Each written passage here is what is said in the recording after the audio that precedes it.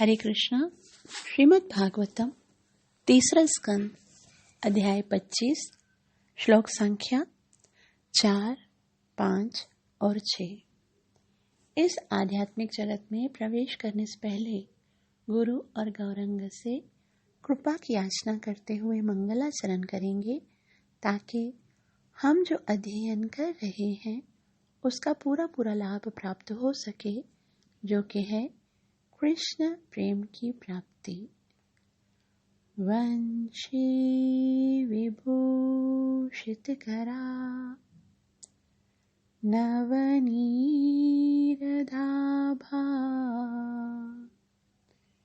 पीतांबर दरुणबिंबफल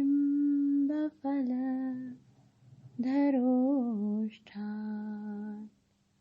पूर्णेन्दु सुंदर मुखात् अरविंद नेत्रात्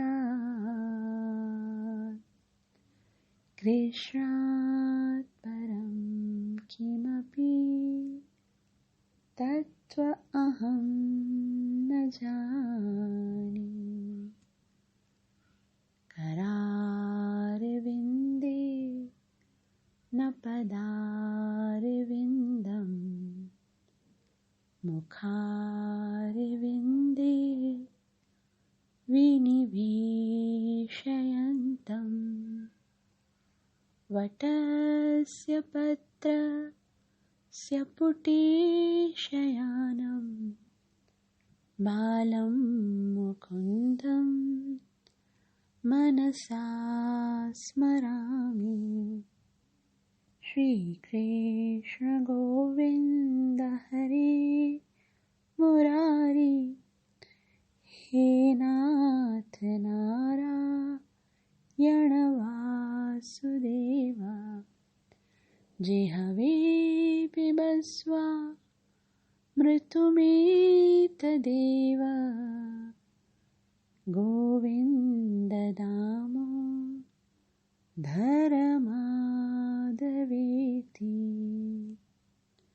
नारायणं नमस्कृत्य नरं चैव नरोत्तमं दैवीं सरस्वतीं व्यासं ततो जयमुदीरये। नष्टप्रायेषु अभद्रेषु नित्यं भागवत सेवया भगवती उत्तमश्लोके भक्तिर्भवति नैष्टिकी। पंचतत्त्वात्मकं कृष्णं भक्तरूपस्वरूपकं भक्तावतार भक्ताख्यं नमामि भक्तशक्तिकम्। जय श्री कृष्ण चैतन्य प्रभु नित्यानंदा श्री अद्वैत गदाधर श्रीवासदि गौर भक्तवृंदा। हरे कृष्ण कृष्ण कृष्ण हरे हरे हरे राम राम राम हरे हरे। ग्रंथ श्रीमद् भागवत महापुराण की जय। तीसरा स्कंद जिसका शीर्षक है भक्ति योग की महिमा।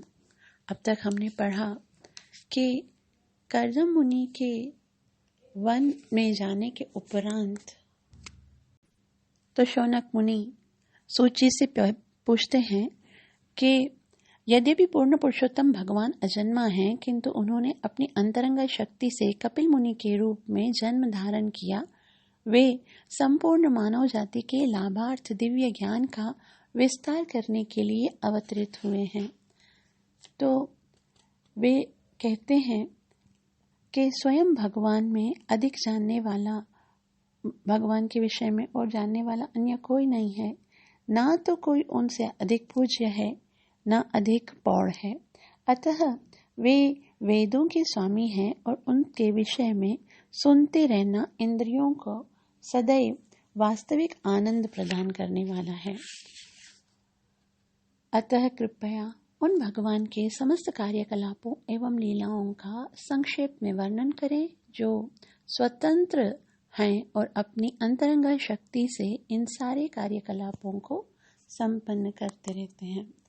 इतना जब शौनक मुनि ने कहा तो अब सूत गोस्वामी उनको उत्तर देते हुए कहते हैं, सूत उवाच द्वैपायन सखस्त्वेवं मैत्रेयो भगवांस्तथा प्राहेदं विदुरं प्रीत अन्वीक्षिक्यां प्रचोदितः द्वैपायन सखस्त्वेवं मैत्रेयो भगवांस्तथा प्राहेदं विदुरं प्रीत अन्वीक्षिक्यां प्रचोदत। द्वैपायन सखस्त्वेवं, सूची ने कहा द्वैपायन सखा। द्वैपायन कौन है? वेद व्यास जी। और उनके मित्र, उनके सखा कौन है? तो उनके सखा है मैत्रेय। त्वेवम, इस प्रकार मैत्रेय, मैत्रेय यानी मैत्रेय ऋषि, भगवान तथा, भगवान यानी पूज्य, तथा माना इस प्रकार उन्होंने कहा। क्या कहा? कि इदम प्राहेदम विदुर प्रीता, प्राहेदम मतलब ये है, ऐसे कहा, इदम माना ऐसे कहा, विदुरम यानी विदुर से, प्रीता यानी प्रसन्न होकर, आन्वीक्षिक्याम दिव्य ज्ञान के विषय में प्रचोदिता पूछे जाने पर। अब यहाँ पर एक शैली बताई जा रही है। क्या शैली बताई जा रही है? कि जो हम कथा सुन रहे हैं वो हम सूत गोस्वामी के मुख से सुन रहे हैं। सूत गोस्वामी ने ये कथा कहाँ से सुनी है? शुकदेव गोस्वामी से। शुकदेव गोस्वामी ने ये कथा कहाँ से सुनी है?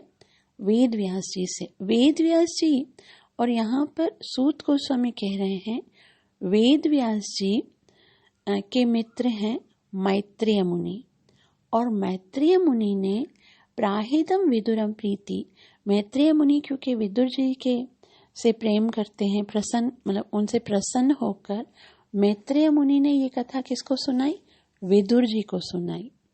मतलब इस तरह से प्राहेदम विदुर प्रीति अन्वीक्षिक्याम प्रचोदिता, और जब उनको ये दिव्य ज्ञान, जो दिव्य ज्ञान मैत्रेय मुनि ने विदुर जी को दिया, वही हम यहाँ पर सुन रहे हैं। वेद व्यास जी ने शुकदेव गोस्वामी को, और शुकदेव गोस्वामी सूत गोस्वामी के को दिया, और सूत गोस्वामी के द्वारा शौनक आदि ऋषि सुन रहे हैं, उसी भागवत को हम सुन रहे हैं। तो यहाँ पर एक बात बहुत ही महत्वपूर्ण है, वो ये है कि संग बहुत महत्वपूर्ण है। आप किसका संग कर रहे हो वो बहुत महत्वपूर्ण है, क्योंकि अगर अच्छे लोग का संग होगा, शुद्ध भक्तों का संग होगा, तो कहीं न कहीं से लिंक मिलकर आपको भगवत कथा मिल ही जाएगी। लेकिन यदि हमारा संग बुरे लोगों के साथ होगा तो हमें भले पता भी हो तो भी हम शुभ कार्य नहीं कर पाते, बल्कि शुभ कार्य को प्रोत्साहन भी नहीं दे सकते। जैसे भीष्म पितामह, भीष्म पितामह 12 महाजनों में से एक हैं, लेकिन जब कौरव सभा में द्रौपदी वस्त्र हरण हो रहा था तो कुछ नहीं बोल पाए। अंत समय में जब भगवान श्री कृष्ण युधिष्ठिर महाराज को भीष्म पितामह से शिक्षा लेने के लिए शरशैया के पास लेकर आए तो उन्होंने बहुत बहुत ज्ञान की बातें बताई, जिनको सुनकर द्रौपदी हंसने लगी, बहुत जोर जोर से हंसने लगी। तब भीष्म पितामह और अन्य सब ने पूछा, इसमें हंसने की कौन सी बात है? तब द्रौपदी ने कहा, आज तो बड़ी विद्वानों की जैसी बातें कर रहे हैं पितामह, ये सब ज्ञान उस समय कहाँ गया था जब कौरव सभा में वहाँ कुल वधू का अपमान हो रहा था, उनको निर्वस्त्र करने का साहस किया जा रहा था। तब पितामह भीष्म बोलते हैं कि मैं यही समझाना चाह रहा हूँ बेटा, युधिष्ठिर को मैं यही समझाना चाह रहा हूँ कि भले मरना पड़े ना तो मर जाना, मरते मर जाना, पर किसी दुष्ट का संग कभी मत करना, क्योंकि उस समय मैं दुष्ट के संग में था, दुर्योधन के संग में था। भले ही मेरे मन में कोई पाप नहीं था, मैं पूरी ईमानदारी के साथ हस्तिनापुर के राज्य का कार्य कर रहा था, लेकिन फिर भी संग दुष्टों का कर रहा था। इसलिए मेरी जो शक्ति थी वो अपराध को खत्म करने के लिए जो शब्द बोलने चाहिए थे, मेरे अंदर वो साहस ही खत्म हो गया था कि मैं बोल ही नहीं पाया। इसलिए चैतन्य महाप्रभु भी कहते हैं कि वैष्णव का आचार क्या है, वैष्णव कैसे क्या करना चाहिए वैष्णव को। तो पहला कार्य, भक्ति होती है या नहीं होती है वो दूर की बात है, भक्ति जब होगी तब होगी, लेकिन सबसे पहला कार्य जो वैष्णव को करना है वो क्या करना है, असत्य संग त्याग, यही वैष्णव आचार। असत्य संग त्याग करना है, मतलब दुष्टों का संग नहीं करना है। संग अगर किसी शुद्ध वैष्णव का मिल जाए, भक्ति भले नहीं भी होगी ना, वैष्णव के साथ रहते रहते जीव भक्ति कर लेगा। इसलिए संग बहुत ज्यादा महत्वपूर्ण है। तो यहाँ पर इंट्रोडक्शन दिया जा रहा है कि किस तरह से भागवत हम तक पहुंची है। अनुवाद देखिए। श्री सूत गोस्वामी ने कहा, परम शक्तिमान ऋषि मैत्रेय व्यास देव के मित्र थे और दिव्य ज्ञान के विषय में विदुर की जिज्ञासा से प्रोत्साहित एवं प्रसन्न होकर मैत्रेय ने इस प्रकार कहा। तात्पर्य श्रीला प्रभुपाद द्वारा। श्रीला प्रभुपाद की जय।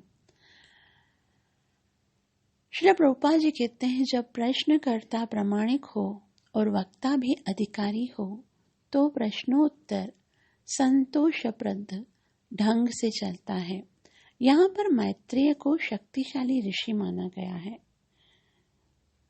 भगवांस तथा कहा गया। भगवांस माना बहुत शक्ति है उनके अंदर, क्योंकि मैत्रेय मुनि जो हैं वो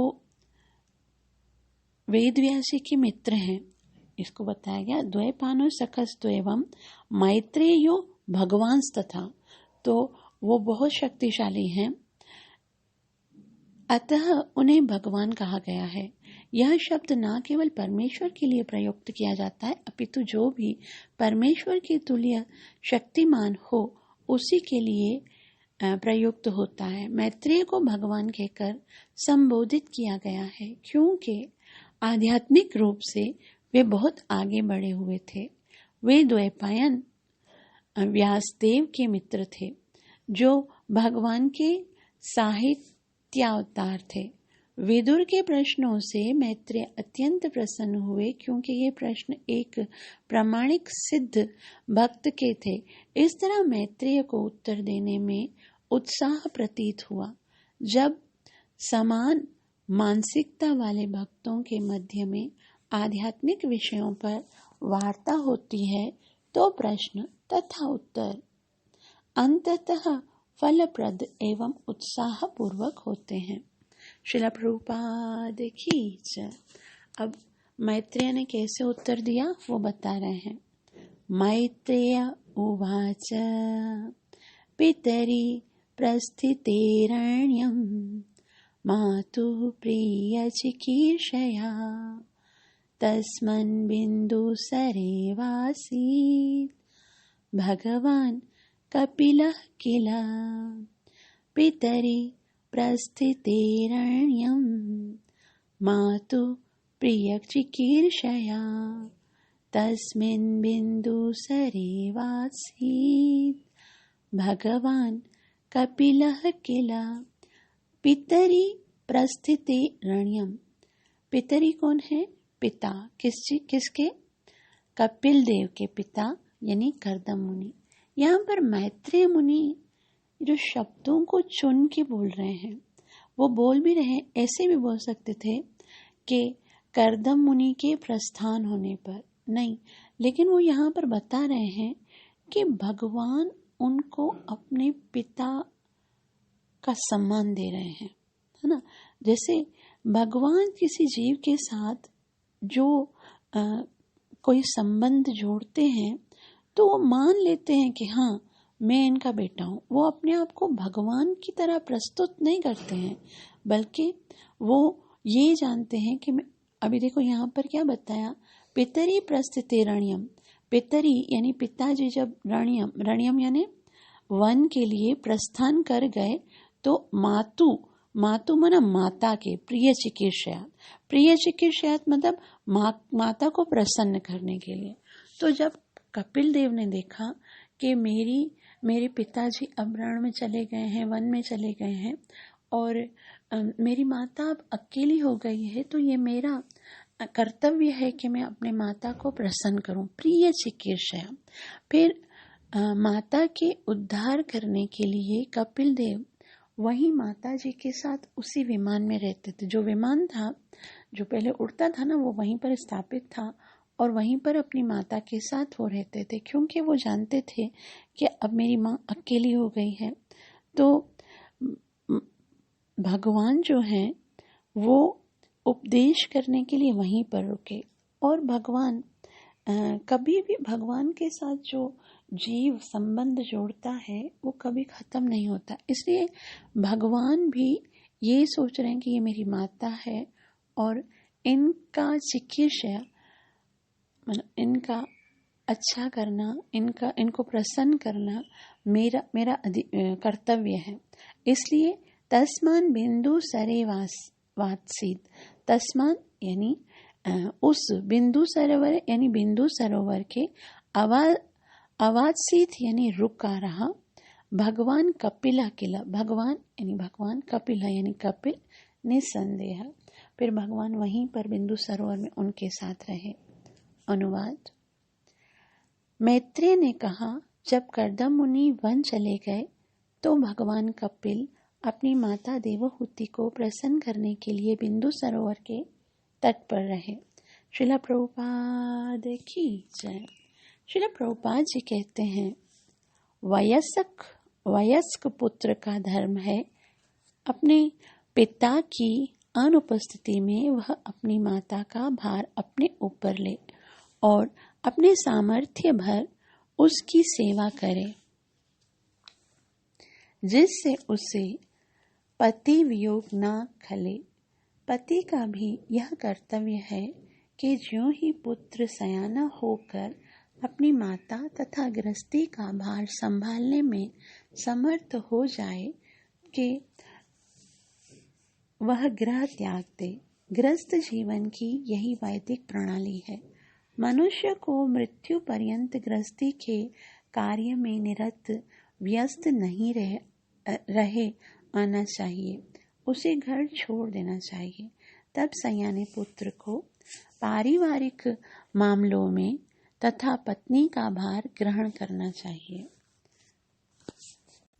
और इसी तरह से वो अपनी माता के साथ रहते थे कि एक दिन वो अपने कार्य से निवृत्त हुए और उस समय देवहूति उनसे कुछ पूछ रही हैं। वे कहते हैं, तमासीनम अकर्माणम तत्त्वमार्गाग्रदर्शनम स्वसुतं देवहूत्याः धातु संस्मरतीव च। तमासीनम अकर्माणम तत्त्वमार्गाग्रदर्शनम स्वसुतं देवहूत्याः धातु संस्मरतीव च। तमासीनम, तम यानी उनको यानी कपिल देव को, आसीनम स्थित, अकर्माणम, अकर्माणम मतलब बिल्कुल फुर्सत से।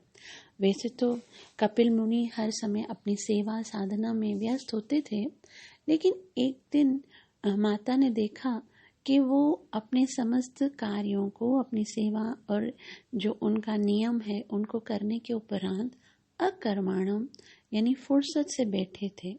और तत्व मार्गाग्रदर्शनम, तत्व मार्ग मतलब परम सत्य का मार्ग, अग्र चरम लक्ष्य दर्शनम यानी वो जो परम सत्य का चरम लक्ष्य है उसको दिखाने में समर्थ हैं। वो बता सकते हैं कि भाई क्या मुझे अपने जो जीवन का जो सत्य है, जो चरम लक्ष्य है, उसको मैं कैसे प्राप्त कर सकता हूँ। तो मार्ग अग्रदर्शनम वो चरम लक्ष्य को दिखा सकते थे। इसलिए स्वसुतम देवहूत्याः, स्वसुतम यानी अपने पुत्र को देवहूति आह, देवहूति ने कहा। क्यों कहा? क्यों उनको लगा कि वो सत्य का मार्ग दिखा सकते हैं, चरम लक्ष्य तक पहुंचा सकते हैं? क्योंकि धातु संस्मरति वच, क्योंकि धातु ने उनको बोला था। धातु कौन है? ब्रह्मा जी। धातु संस्मरति, ब्रह्मा जी ने बताया था कि जो आपके पुत्र होंगे वो क्या होंगे? वो केतव असुर को मारने वाले होंगे। साक्षात भगवान ही तुम्हारे पुत्र के रूप में यहाँ पर तुमको ज्ञान प्रदान करने के लिए आएंगे।